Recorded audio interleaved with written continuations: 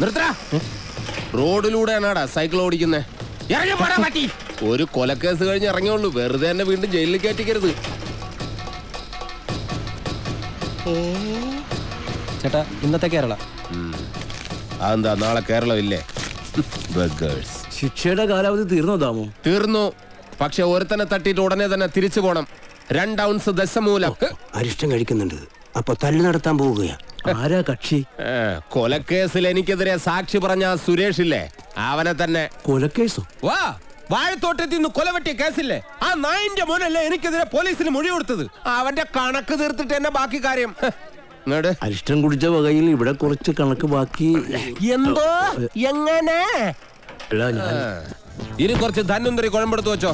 ആടി കഴിഞ്ഞ് തിരിച്ചു വരുമ്പോ എനിക്കൊന്ന് പുരട്ടാനാ.